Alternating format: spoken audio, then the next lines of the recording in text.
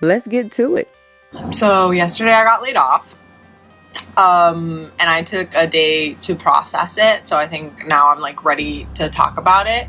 In the moment that it happened, I felt like I regressed into my inner child. Like I felt my inner child come out. My whole life I was just used to like dealing with financial issues, growing up, not having money, not growing up with money at all, and just like always being stressed about finances. And this was like the first time in my life where I like didn't have to think twice about like getting things if I wanted something. Now it's like I'm reverted back to that inner child where it's like I'm in survival mode and I'm like, oh my God, like I have to hustle, I have to penny pinch, I have to make sure that I am super strict with myself. The first thing that I did when I shut my laptop after I found out I was laid off was like just look at my husband and cry and say I'm so sorry, because I felt so guilty. Like now he has to carry this burden.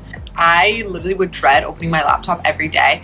And coincidentally, right before I got into the meeting where I lost my job, I was so anxious because I was working on stuff for work and it just nothing was working. And my husband saw how stressed and anxious I was.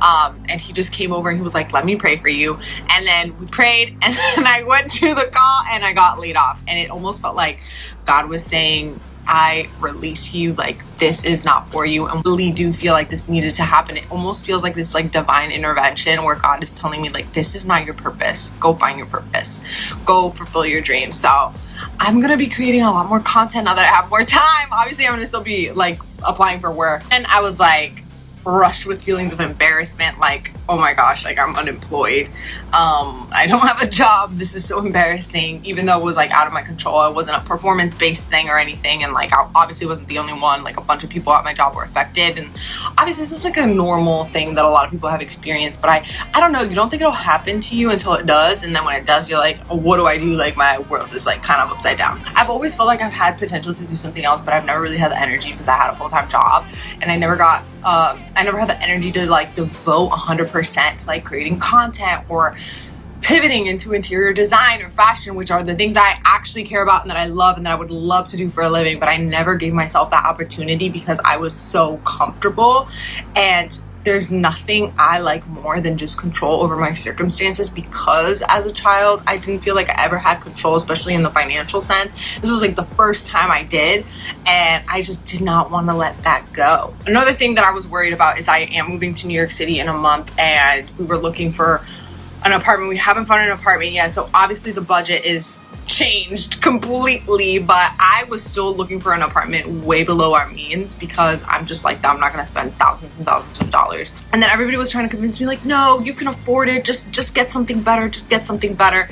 And it started to go to my head a little bit. Like I was like, yeah, I can afford it, like let me just live it up. Like I never buy any luxury stuff, we don't buy fancy cars, nothing, let's just get a great apartment. And then like I feel like this humbled me, or it brought me back to earth, and brought me back to my roots of like, no, I don't want to spend a ton of money when I don't need to. And yes, I do want to steward my money well. Like I don't want to be impulsive with my money. And yeah, so now I don't really even have a choice. Like I'm gonna have to just find.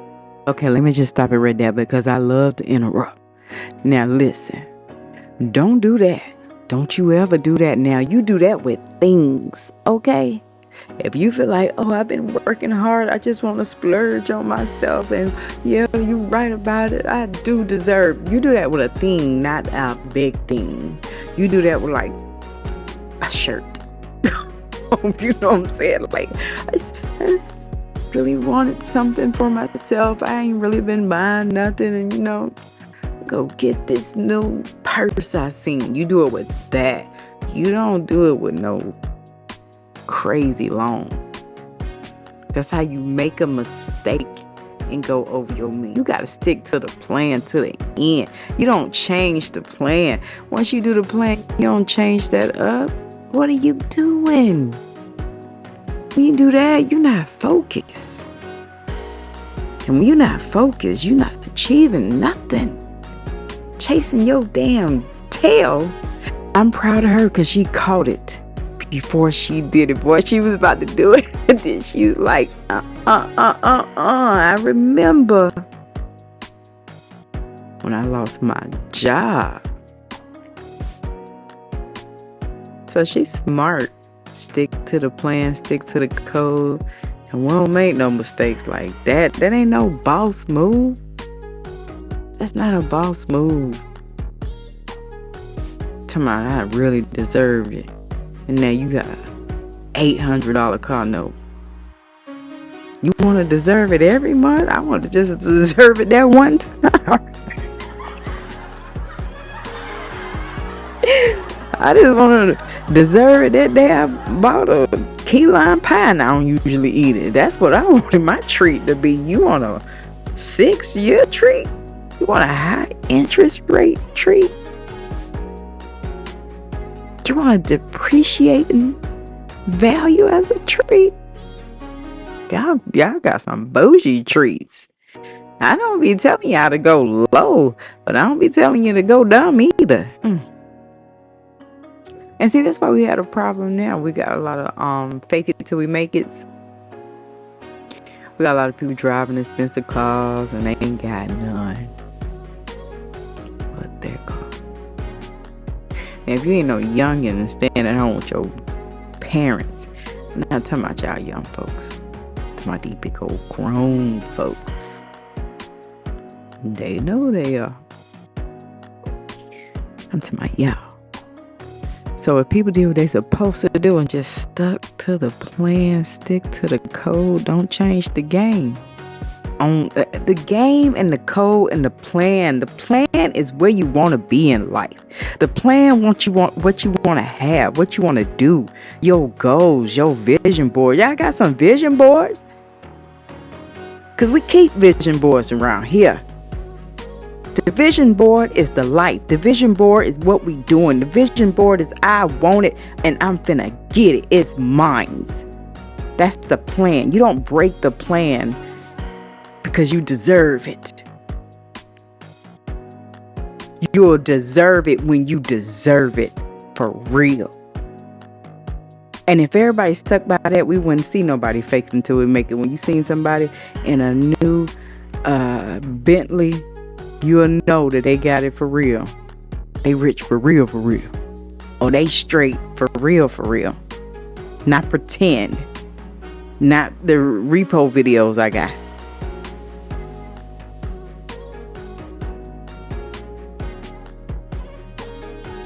Stick to the plan. That's all you gotta do. I drop some jewels around here. I'm gonna drop them jewels, baby.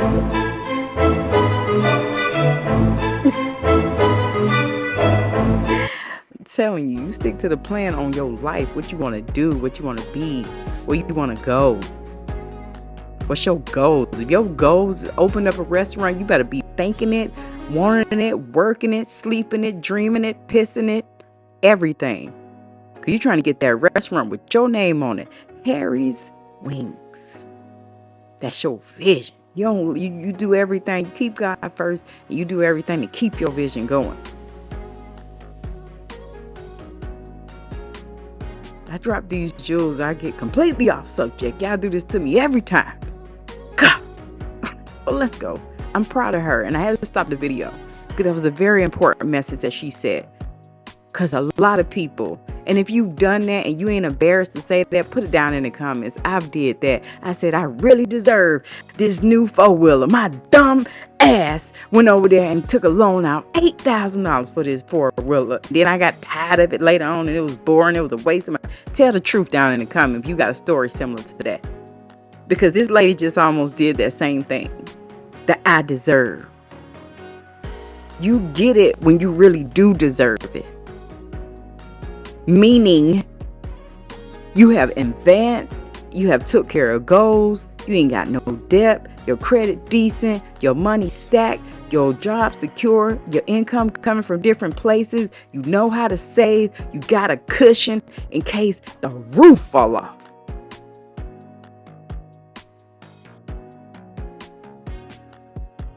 So you don't have to be stressed. You can say the roof fell off. Ugh. Got that to pay for my roof. That's boss moves. Too many people want to be a boss and ain't no boss yet.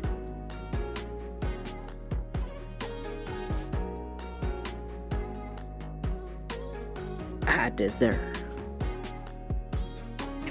apartment. I'm glad that I didn't sign a lease to a really expensive apartment that I wasn't gonna be able to afford. Everything happens for a reason. I'm trusting God this season. Like, I'm just releasing all control and just hoping and praying for the best. I'm definitely gonna hustle. I'm gonna give it my all. I know this wasn't where I was meant to be, and I don't think I would have left unless I was literally thrown out. So all that to say, what's meant to be is meant to be. Got laid off.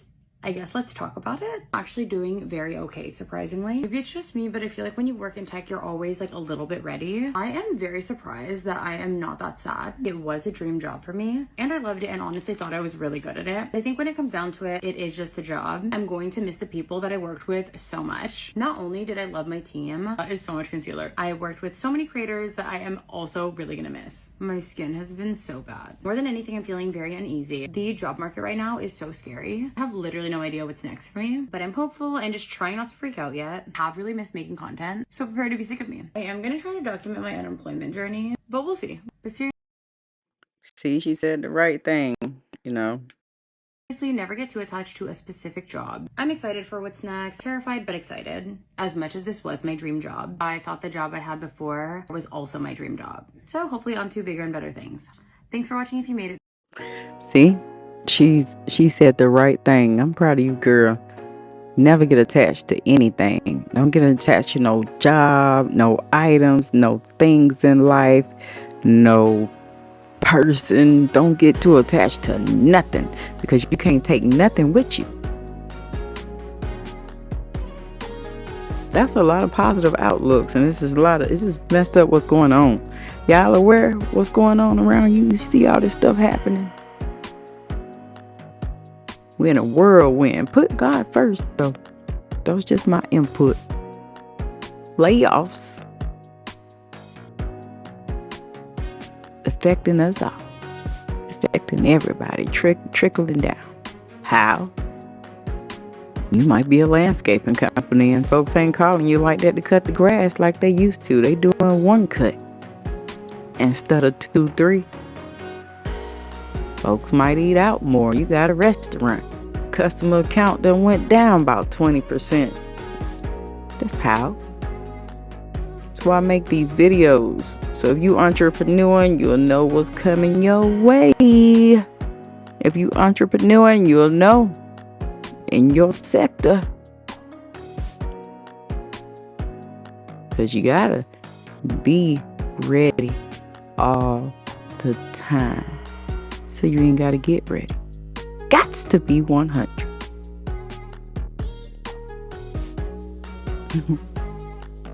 That's a saying. Gots to be 100. Let me know what you think down in the comments. If you're new to the channel, like I said earlier, hi, I'm Tiffany Rose, where the truth don't get sugar-coated. I'm out. If you are a believer, you're born again, you are called to be a watchman or watchwoman or watch person, doesn't matter. So that means you are someone who's to behold, to look up. You're called to be one who waits on the Lord.